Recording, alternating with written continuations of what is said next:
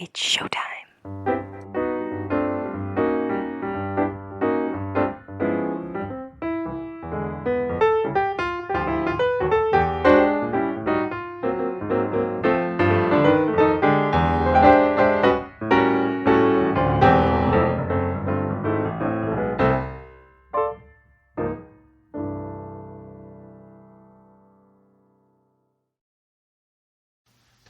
Hey, and welcome to our 4th episode of our podcast, Musical Lyrical Lingo. We're your hosts, Tim and LJ. Today and every week we will be talking musicals and specifically what they taught us. So, Timothy, are you superstitious? Yes, Ooh. I am superstitious. And I mean, I'm superstitious and I also go, it's ridiculous. Like, I think the whole superstition thing is ridiculous, but yet there are practices that I still do or don't do because I'm like, oh, I can't do that. My biggest thing is magpies.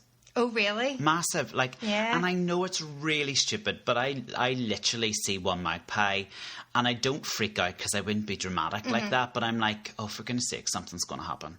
Do you say the rhyme, though? One for sorrow, two for joy. No, so if you see a magpie, actually my grandma's taught me this, you see a magpie, you say, hello, Mr. Magpie, how's your wife and kids? And that takes away the bad luck. Oh, no, you've told me that. I would be doing that. I was told that you acknowledge it and like you say, good morning, Mr. Magpie. Yes. So I do that. So say that again. Hello, Mr. Magpie, how's your wife and kids? Okay, so I'll be doing that because it is a thing with me, and I know it's stupid. I know it's absolutely ridiculous, but I hate seeing one magpie, and I actively look for the mate. Yes. Do you know what I mean? And where I live, like, for some reason, there seems to be loads of magpies about, and it's like so annoying. But I do get into my head as soon as I've seen one. I'm like, great, here we go. What is going to hit me? Okay, so you sort of put it out there that then something... Yeah, I'm just like, okay, great. Something negative is about to happen or will happen today or tomorrow. I know it's ridiculous, but... And this is like across your life, not just theatre, like superstitions. No, you like literally, yeah? I hate magpies. Now, fine, if there's two of them, I'm all for it. But if I see one magpie, I'm like, oh, for goodness sake, like, not today. Yeah. Like, can we have a good day? And to be fair, like, in my life, like, it has proven to be true. Like, anytime I've seen one magpie, something happens. Okay. So, I don't know. But it's stupid. It's really stupid. What about you? Not really. Yeah, I mean, I was always brought up that superstitions aren't real. That it's not something that you should fall for. But in saying that, I will always say, hello, Mr. Magpie, how's your wife and kids? I will do the same. I'll probably look for another magpie if there was one. I'm okay with walking on cracks and things like that. Sometimes if I'm maybe walking under a ladder, like I wouldn't do that, just maybe out of safety. Or those signs, like you know, the road signs that are on foot pavements and you could walk underneath them. When I was younger, I wouldn't have walked under them, but a bit like the cracks thing now, as a fully fledged adult, I'm like, wise up. Yeah, and I think that's actually key. There was a lot of things whenever I was younger that I maybe, because we didn't come from a superstitious family, that people taught me, like especially in school. I remember going on school trips and loads of kids lifting their legs as we drove past a graveyard, and I didn't know that was something that you did, whether that was just the people in my class were doing it or whether. So there was a lot of things that people taught me, and then I thought, oh gosh, I can't do that, but it was never... I thought that for myself. I've never heard that one. Yeah. So lifting your legs as you drive past a graveyard. Yeah. Never in my life have I heard that one. That's a new one for me. Isn't that weird? See, this podcast is teaching us more things than just musical lyrical lingos. Superstition and theatre kind of go hand in hand, though, don't they? And I would be much bigger with that than I would be in real life. Because that was instilled in us as youngsters. Like Vivian, our teacher, was very superstitious when we were in the theatre doing a show, wasn't she? So can you name some of the things that we were not allowed to do? You weren't allowed to say Macbeth, were you? Her biggest one was whistling in the dressing room. And I was awful at it, especially when we were in like shows like Joseph that were, you know, the tunes were catchy and they were just in your head. She would have, do you remember what she made us do? Go outside, spin around 3 times, spit and come back in. I mean, it's just like that whole thing is just ridiculous. But We were made to, you were like, Absolutely. you just whistled in the dressing room, away you go. Like, go and do your... And obviously you mentioned Macbeth there, but you don't say it in theatre, you say the Scottish play. Yeah. And that is something that I do love Shakespeare, and I would, not in everyday life sort of talk about it, but Yeah. that is something that I've probably taught my husband, and we never refer to Macbeth as Macbeth, we always just call it the Scottish play. Oh, fancy. Right, okay. Cool. So, and he loves that little bit of trivia. He's like, and you don't say that, Yeah. and the thing is, we would never wish anybody good luck. Yes, that's right. Break You a always leg. say break a leg. Yeah. Now, there's two stories. Now, my husband is a fountain of all knowledge, if anybody knows him. And he says there's the reason why it's called break a leg. Do you know that? No. So it was the curtain. That's what it was, your standing ovation for the curtain going up and the curtain going down. It was the leg of the curtain. That's what it was, because it was wound up. Right. So you wanted to break that. Oh, right. Because the curtain was going back up and down for... Your curtain calls. Your curtain calls, your applauses. And there's the other that actually it was like chairs or something. You wanted to like break the chairs. I have totally messed that up. But there's loads of reasons why it's called break the leg. If anybody has any other... There's bound to be loads out there. Yeah, So let us know. Yeah, if you have your own like theatrical superstitions, things you do or don't do when you're involved in a show or whatever, let us know. Get in contact, because it would be interesting. Yeah. We're very wild and wacky, us theatrical folk, aren't we, with our superstitions? And even like, I know there's certain people that have like very specific pre-show routines. Oh, I love those. That if they go beyond that, or they don't do an element of that, they're like, it's doomed. The Yeah. performance is doomed. So if you have any of those interesting ones, like doing strange things with your pre-show rituals or post-show rituals, let us know, because they would be interesting to hear about and maybe read out anonymously or not, perhaps.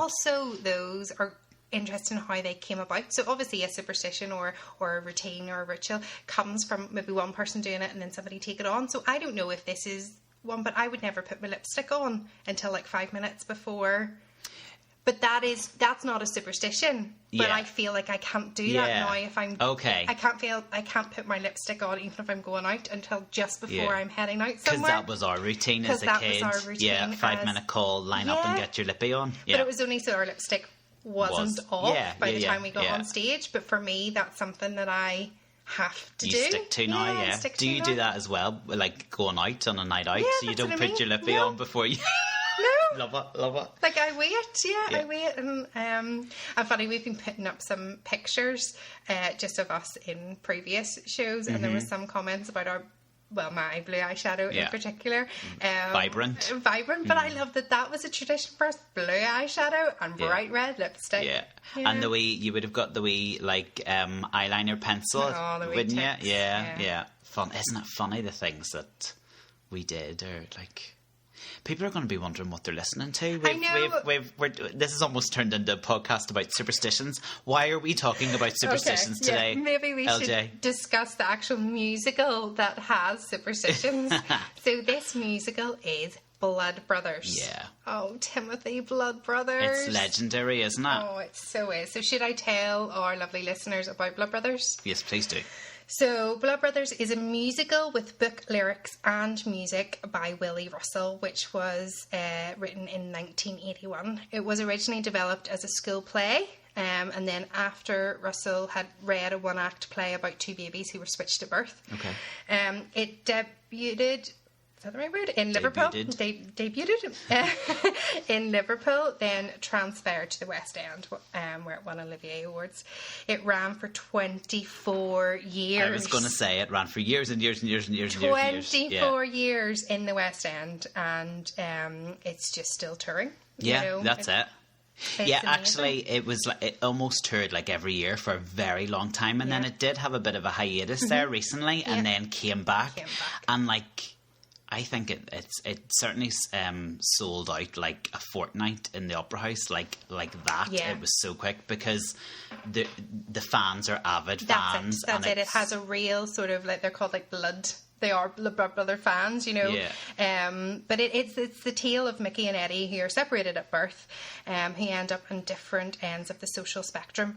And they both fall in love with Linda, but unfortunately it ends in tragedy. Yeah. But I love that this was a musical that then has so much... the story, the book, there's so much in it that is actually part of an educational piece now. You know, you learn it in school. And Did you learn it in school? I think it was officially being introduced as a English text or drama text the year after we were doing GCSE. Okay. Because I do remember having a conversation with our drama teacher about, isn't this great, Blood Brothers is now going to be on the syllabus. You see, I thought you had done it in my memory of it. No. I thought you had done it as GCSE because do you remember I joined like drama in school That's at AS or A level because they wouldn't let me do drama and music together. So stupid. Isn't that ridiculous? Like, it was So like, oh stupid. no, really sorry, you can't do both of them. Like, but the two of them go hand in hand with each other. Yeah, you're creative. You're not allowed to do media studies, art, drama, or music. They were all in one box, Now, and you had not to choose one. Not in every school. I suppose each school's box options are different, but I've heard about it a lot within different schools. It makes no sense. I hope now they're maybe changing that a bit more and they're kind of gripping kids' options with subjects that kind of complement each other. Yeah, you know, I don't know. it makes no sense, does it? No. And the only reason I was allowed to do A-level drama was if I dropped a period of music. So I lost a period of music in order to be able to do music and drama, even at A-level. It's so ridiculous. That just doesn't make any sense because you know that they do go together, especially for musical theatre. You know, and as well in English as well. You know, all of those things. Yeah. Yeah, I'll complement each other. But what careers teacher ever said, oh yes, a career in musical theatre, that sounds like a wonderful career. You'll get a real job. No. Rude. But I do remember that whenever I was even thinking about going to drama school, which I didn't end up doing, but you know, but what's your career going to be, or like what's your fallback? It was okay, we know that within that industry it is a hard slog, but it was never this is something that you really... It's still a legitimate career, you know, for people. Yeah, no, it's funny that, isn't it? No, but I thought, in my memory, you guys did. Because when I was thinking about this episode, I was like, Laura must have had it easy in GCSE drama because we had been involved in it outside of school. No, that's very interesting. Yeah. So, yeah, it's a legendary status musical, though, isn't it? Oh, it's so good. And a lot can be learned from it, which we have learned. Yeah, and it's a really good educational piece. And what I love about the book is that whenever you read it, you know, you can get just as much from whenever you watch it on stage, you know, the way it has been written. It transfers really faithfully. Yeah, it really does. Now, it is wonderful. Yeah, I'm really excited to get into Rips your this. heart out and squashes it on the floor. Oh, yeah. It does. Well, will we start with our musical lyrical lingos this week then? What have you learnt from Blood Brothers then? So, I have learned a lot. Yep. And so we were involved in a production with our stage school. Yeah. And this was quite big for us. Yeah, it was big and different for us. I think it's like a different calibre of musical, isn't it? I think because of the dramatic content of it, I think, and the storyline, it's not all teeth and... Yeah. There's no musical teeth and tits and tap dancing and big musical numbers and, you know... I went to say big belty numbers, but the numbers are huge in it, especially if you're a couple of the characters in particular. But I think it was a different thing for us. Yeah. And we were relatively young enough, we're early 15, teens. 16 in and around that. And what I remember from it and where I've learnt a lot is that Sharon, our wonderful drama teacher, still one of my most favourite people on this planet, she would have been teaching us a lot through this script.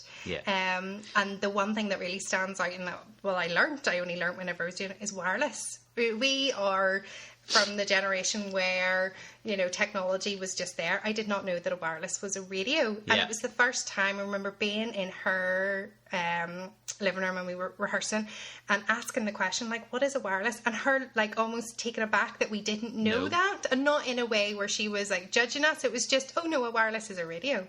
And being like, oh right, okay, cool, yeah, that's what that is. Yeah. So every time I think of Blood Brothers, I always think of that silly lesson, you know, just that, you know, that she was like, okay, and then me thinking, oh gosh, no, so wireless came up. Was that in a song or was it within the text? It's within the text where Mrs. Johnston can't pay her bills and she's renting the wireless. And she says, take your sodden wireless. Okay.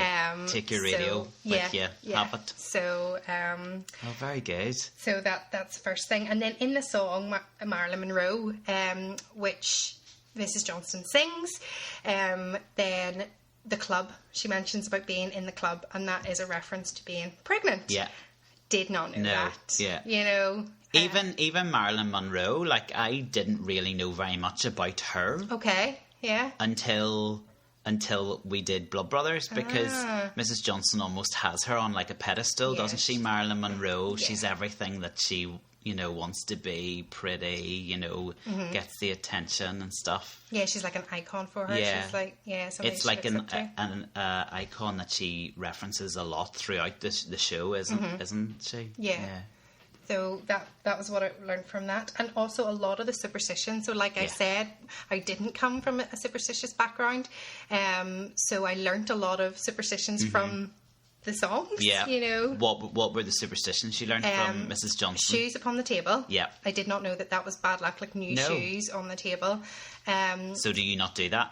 No, I don't. Well, I mean, I don't go out of my way to, but I would sort of be like, oh, you shouldn't put new shoes on the table. A spider's been killed. I would never kill a spider anyway. That's not, but yes, I learned that was it. Broken glass. The broken glass. I would have known that. But yeah, so I learned a lot from those. Also, hence our superstitious chat at the beginning of the podcast today. Yeah, good way to bring that all in. Yeah, lies slain. I didn't realise that they were dead. Yeah, you know. So I just thought that was a really intriguing way to say it. And does that come up in the opening? Yeah. So, and I loved that. I think because at the time I was probably studying a lot of Shakespeare as well, where I love that you're told what happens at the beginning and then you see it play out, you know, like Romeo and Juliet. And so I loved that line was there, and I was like, oh, I already know what's going to... Yeah, and that always intrigued me with Blood Brothers, because you know how it ends. Yes. So you know what's going to happen. But at the end, you're still an absolute mess, like proper ugly, snotty crying. At the first time I ever saw it, like, I was a mess. But it shows the power of the piece, because you know how it's going to end, because they show you it at the beginning. Yeah. It's funny, isn't it? It doesn't take away from it. Not at all, no. Yeah, so good. Then another thing, I do have a lot for this musical. In the part where Mrs. Johnson and Mrs. Lyons are talking about the scheme, where Mrs. Lyons is going to raise one of Mrs. Johnson's babies because she can't afford to have twins. Because she already has, she's like 17,000 children. She doesn't actually have that many, but like at least 3 or 4. And they talk about George Henry Lee. I almost can't do that without doing it in a Liverpudlian accent. This is one of my memories. Like, Lauren's Liverpudlian accent was perfection. I, however, couldn't do a Liverpudlian accent to save myself. But that was okay. So hence, I certainly wasn't Mickey or... What was it, Sammy? Sammy, I wasn't either of those characters, because I couldn't hold and keep... I could do a couple of words or maybe a couple of sentences, but I couldn't sustain it. But Lauren's Liverpudlian accent was... especially and I think that's the only skill. I don't think I have it as good as I did whenever I was younger. I think it was the only skill that I was ever really proud of, was the fact that I could do a Liverpudlian accent. Stop it. Very useful once in my life. Yeah, so what were you saying about for George Henry Lee was actually a Liverpool department store, which is now John Lewis. Oh, and was that about his clothing will be supplied by George Henry Lee. There she goes. I was adamant I was going to get a bit of singing out of you in this podcast. Yeah, very good. Yeah, so, and then just overall, the whole musical just taught me about the 80s and working class life was like in Liverpool. Yeah. But yeah. Just in general, I suppose, not even just like specifically to Liverpool. That was probably the biggest thing it taught me as well, that Blood Brothers is a show about social class and inequality and injustice, which completely opened my eyes at that time that it was introduced to us as young teenagers. You know, I was very naive to the fact that actually not everyone was as fortunate as maybe we were. Do you know what I mean? So, yeah. And that's what Sharon was so brilliant at, in kind of talking to us a wee bit about that, and then the show reflected it in its storyline and its plot, that you had Mrs. Johnson who was struggling to, you know, pay the milk to keep her kids, you know, the fact she had so many kids, and then the opposite, you know, the Lions and how they were, you know, they were a middle class family, but the difference between those two families and how they saw things and how they treated others, like it completely shaped my understanding and made me a wee bit more considerate. Yes.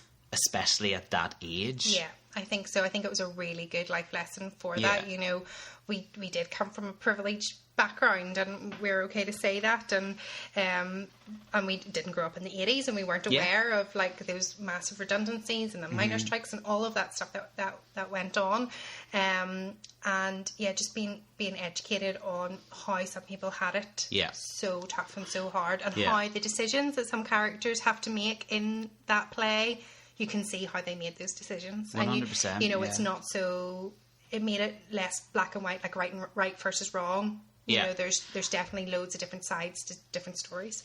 And I don't want to go too heavy, because that's not the type of podcast we are, but I think it's also probably one of those first musicals that focused on a little bit of mental health. Yeah, absolutely. You know, and the struggles that Mickey then had, particularly in Act 2. You know, I don't remember having seen any of that in musicals I'd experienced prior to, you know, studying or being involved in Blood Brothers. Yeah. Yeah, and I very recently seen it again, and it was only watching it with adult eyes that I realised how much he was struggling. I didn't, you know, I knew that he struggled after, you know, when he comes out of jail and all of that, but I got it this time. I really, really got it. And it's lovely that musical can do that. You can see it in loads of different ways. Well, it's why it can do a UK tour every other year, and still it'll sell out in every venue, and there'll be a want for it to come back again in a year or two, and the same people and new audiences will go and see it. I think it's one of those musicals everybody who likes musicals should see. Absolutely. You know, I learnt one of my favourite songs is Kids Game. Yeah. And in it, one of the kids talks about, my name is Elliot Ness. You see, there goes my awful Liverpudlian accent. And my name is Elliot Ness, and lady, here is my card. I'm looking for one Al Capone. Again, both those names. Okay, you weren't aware of. Completely over my head. I didn't realise that Elliot Ness was an American federal agent who was trying to catch and bring down the gangster Al Capone. I didn't know that at all. I mean, at that age, you know, gangsters weren't really my thing. No. Do you know what I mean? Give me a pair of tap shoes, I'm okay. I also, the line that Mickey says, you know, Eddie says, oh no, I can't go out and play in the street, or I can't go here. Mum says, I'm not allowed past the gates or whatever. And Mickey says, take no notice of mothers, they're soft. Yeah. Even that wee saying of, oh, they're soft, just mean, you know, to be gentle or sympathetic or compassionate. And then also the knockoff, she takes about take the table, it's a knockoff. Anyway, the fact that knockoff means something that was sold for less than the original price. Yeah, it's just funny, wee things like that. Like, you're like, oh, right, okay, that makes sense now. Yeah. I love it. Yeah, there is loads of learning. So what connections then do you have to Blood Brothers? Well, the connection you said, the fact that in the stage school we went to, we put together a Blood Brothers of sorts, you know, particular parts of it. And we didn't do it in a theatre. We just did it where we did stage school, which had like a wee mini platform at it, So scale-wise, it was so minimal, you know. We didn't sell tickets. We just invited parents, and we just did wee bits and pieces of it. That is the only time I've been involved with it, to be honest with you. And it was so long ago, but the memories are still so vivid. I played Eddie, because as you know, in a stage school of only maybe 3 or 4 boys, me being one who couldn't do a Liverpudlian accent, there was really no other choice but to cast me as Eddie, the well-spoken posh one. Do you know what I mean? Yeah. But just to be involved... was really special, because it did feel like something completely different. I think that was the fact we went to Sharon's house and we rehearsed there. Yeah. It was just a different thing. It was serious drama, of which I had done very little of before. I'm a song and dance man, even at that young age. Yeah. Give me a song to sing and give me a wee Hoofer's number, and I'm happy. I didn't really think I was a very good actor. I was like, that's not my strength. That's not where I lie. So just to be involved as one of the main characters, in a show that was much more dramatic and drama was actually front and centre rather than the singing or the dancing. It was really special. What about you? Yeah, it's the same. I think whenever we found out that we would be doing little snippets from this, I got so excited, because at that time I was really starting to explore what I wanted to do, and I knew that I wanted to be involved in drama in some way at that time. And I was just really excited that this was going to be a straight piece, and I just the opportunity, I think, and the fact that we were given a level of responsibility, and I think it gave us a chance to grow up. Yeah. Well, because of what we were having to, the content, and it was the right age to do it. Like, it was a perfect idea, because we were at the age where we were inquisitive enough to learn more and to know a wee bit more about some adult, concepts or, adult issues. Yeah. And I think as well, what Sharon had done for us was she allowed us to, where do you want to take this character? Yeah. And we hadn't, there's not really that opportunity whenever you're doing a big tap number. Yeah. What part does chorus girl number 3 want to take this, time step direction in, so it's, it was just lovely. And I felt like it was a real group project. Yeah. And we all were invested in it, and it was, it was lovely. And I got to play the role of Linda, and I think for me, that was, I had a lot of confidence in doing that. Yeah. But you loved your drama. You loved your stuff that you could really get your teeth into. Yeah. And I always remember that about you in school. Like, when it came to what do you call those pieces that you have to make up? Concept pieces or concept art. Yeah. You were like all over that. Like, I know. I look back now and I was like, I probably was a lot more confident than I am now, or had more belief. Everyone is, though, when they're younger. As you get older, you don't. But I loved really getting to the nitty gritty of a character, of what they are and what motivates them. And gosh, it's kind of made me want to do something now. But anyway, why not? Yeah. So I loved that role of Linda, and I think as well, it was. She was in the middle of these 2 boys, and you were and always have been my best friend, my best male friend, and I was like, this is lovely that I get to do this alongside you. Yeah. That's what's lovely about this podcast, is that we're spending more time with each other again, because we spent we were living out of each other's back pockets when we were younger. I know. So this is lovely. Yeah. It was a great time, and everybody that was involved in it has some lovely memories.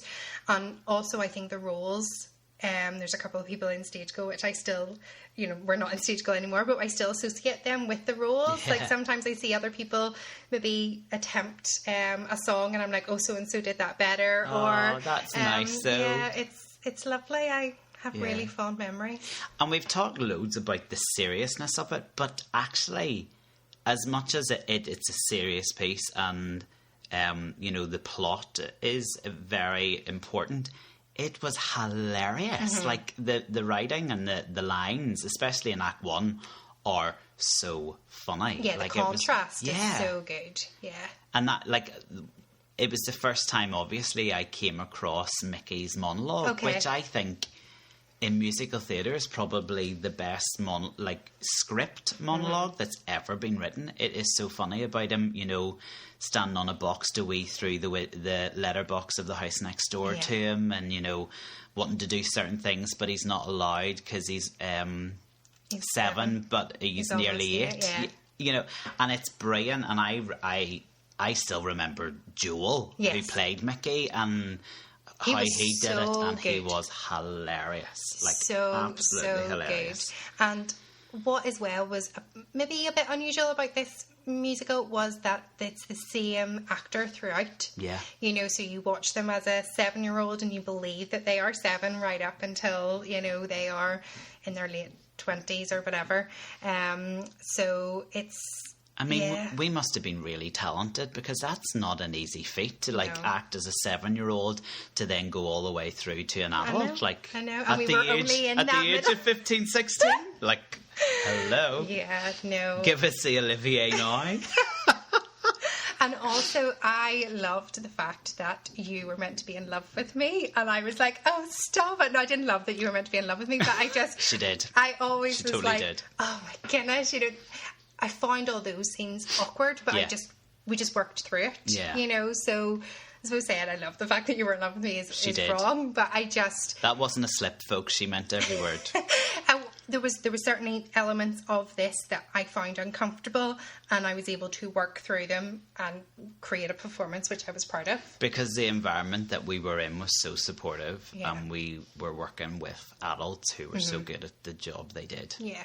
I think that's definitely key. You're talking about how you have memories of every person and the role they played. There was somebody else within your family who played a really important role. That's right. And actually, so my sister, she's 4.5 years younger than me, so we were never really, whenever we were doing stuff in Stage Go, never in anything together. Now I know I spoke about... Apart from P7 P7 show. But this was the first time in Stage Go that we were doing something. So because she was my sister and I would have been attending rehearsals, she was a part in the play, so that was nice. But also my dad, who is not and was not and not interested. It just shows how it was such a non-production of sorts, that it wasn't in a theatre. It wasn't the full piece.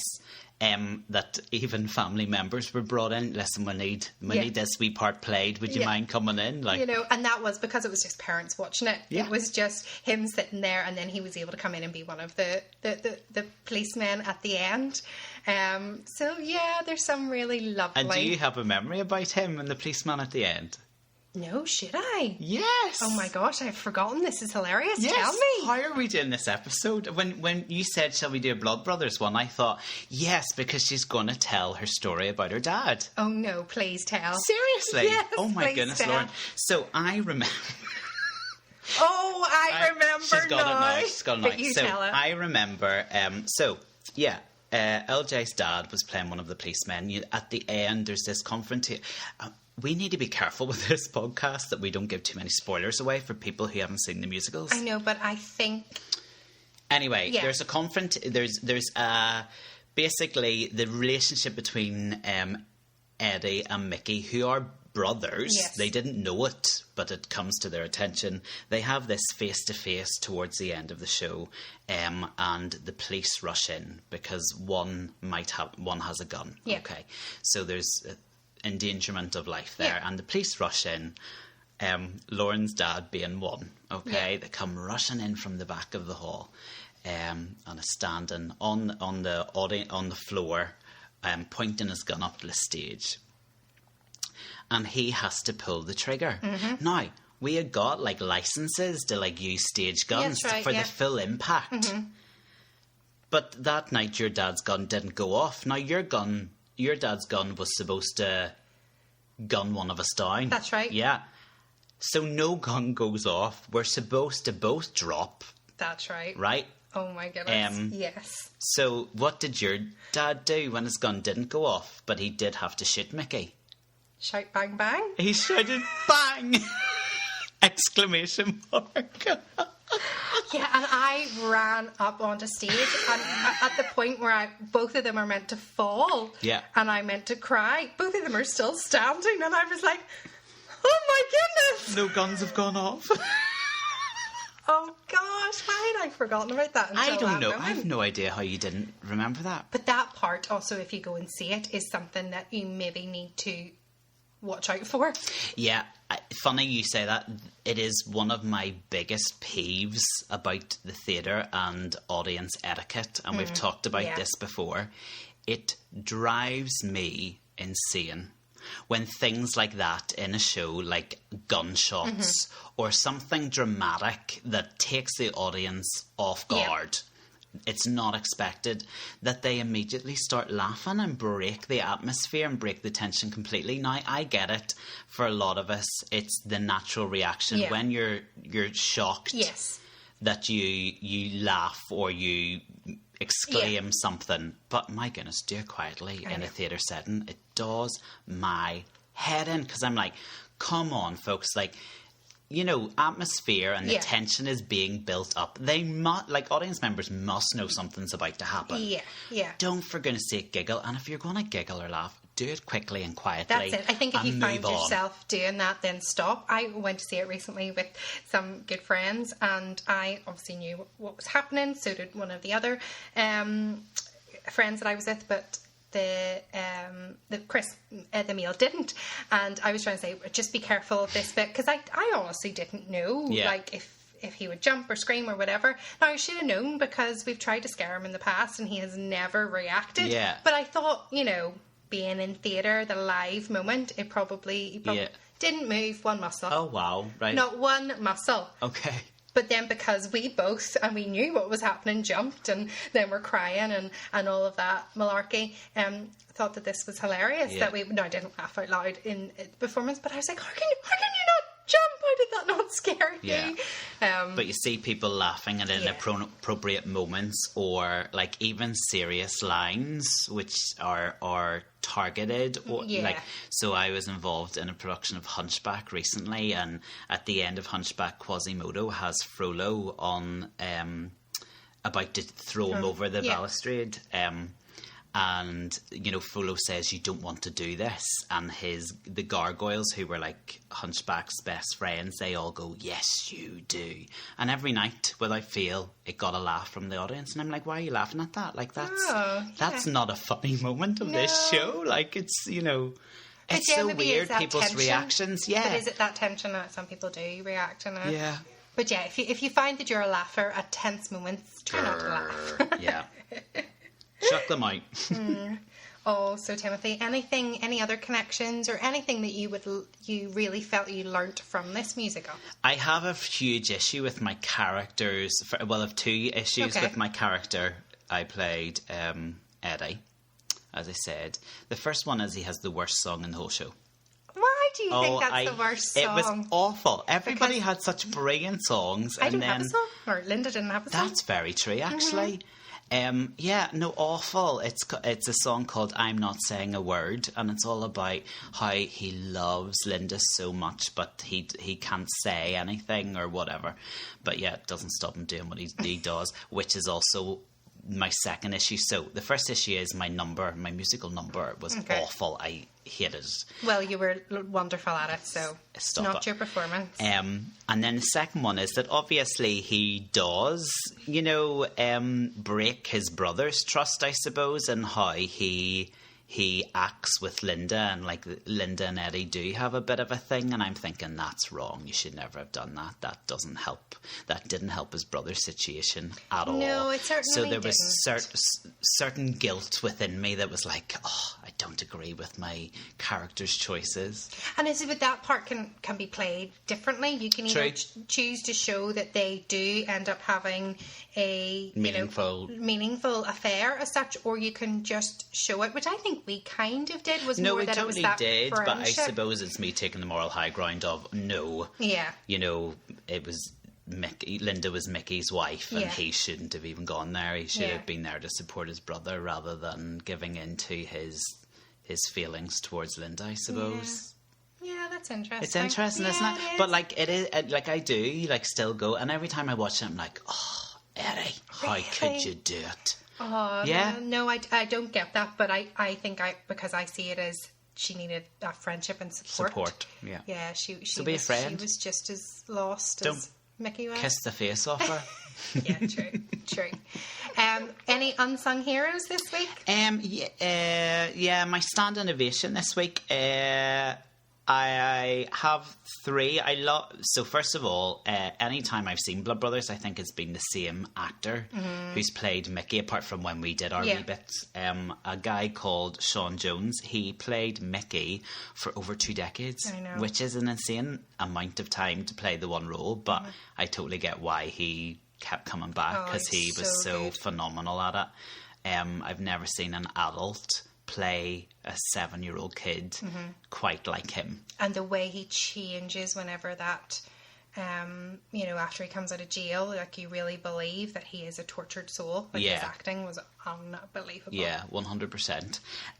So he gets a massive standing ovation from me, and it'll be interesting to see it the next time it comes on tour with somebody else playing that role, and how I'll feel about it. I've already mentioned I love the kids game, which is kind of like a song all about the kids of Liverpool Street like playing together and what games they play. It's just really clever, and it's kind of done on, it's not rap, but it's kind of like rhyming that kind of Hamilton before Hamilton was even a thing.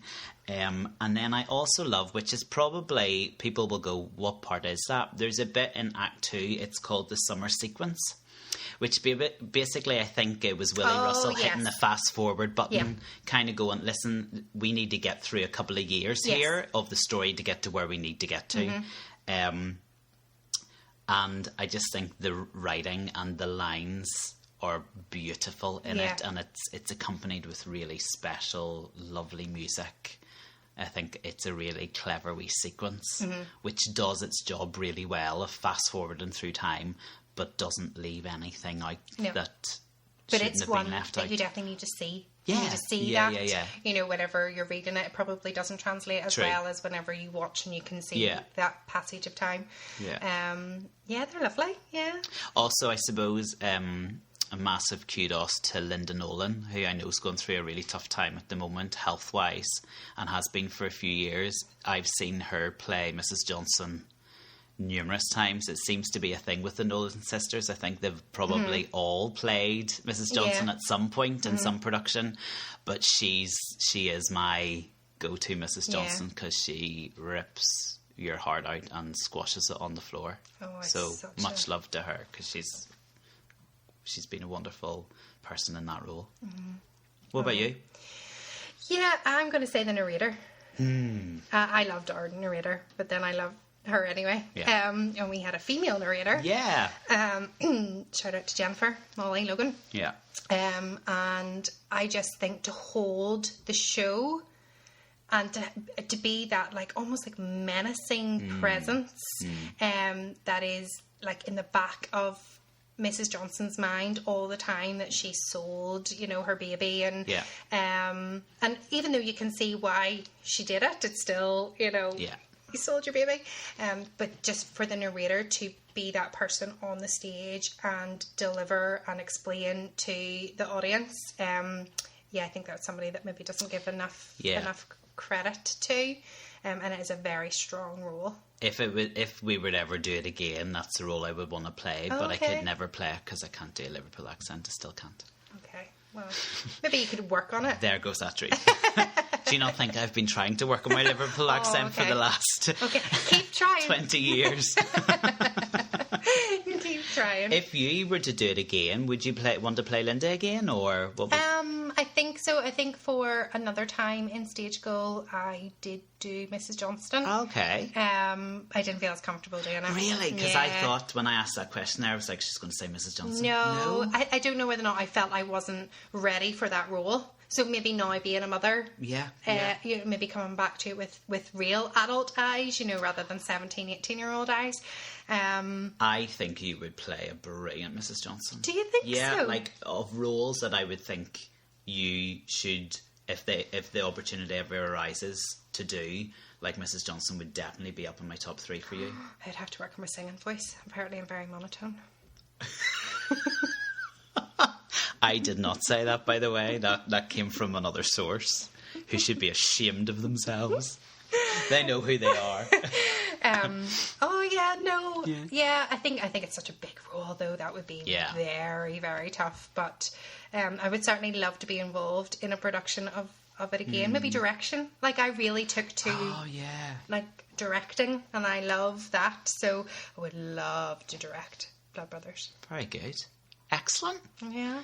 Well, there we go, folks. Another episode, and we've learnt an awful lot. A bit more of a serious musical this time. Mm-hmm. Yeah, it's kind of the first one that's been really quite more serious, rather than slap your knee, put your cowboy boots on. How show your teeth, you know. But no, and I think as well, because it's had such an impact in our lives, it's lovely to look back on this one. And funny, I found a letter where somebody they'd actually taken me to see Blood Brothers whenever I was in London performing in the National Theatre, and I was managed to squeeze in getting to see Blood Brothers, and just their comment was, seeing your face light up is everything and more. I'm so pleased I got to do this with you. And I read it like a couple of weeks ago, being like, oh my goodness, it must have had such a bigger impact on me even at that age than I. Well, how could it not, especially when it's probably one of the best openings to a musical ever. Like, it immediately just makes you go, what are we about to experience? So I think what we're saying is, if it ever comes to your hometown or any, go and see it if you have not. Go and see it. Now, bring the tissues with you. Absolutely. And laugh quietly at the bang. But definitely go and see it. Well, that's us for another week. Ooh. On to next week. Yes. Do we give them a clue? Yes. Okay, well, so next week, get your dice ready. We're going to be rolling our dice. Oh, I'm really excited about this one too. Yeah, this has got lovely memories too. Oh, well, I'm so excited. Yeah. Let's hurry up and be next week already. Indeed. Until next week. Bye. Bye.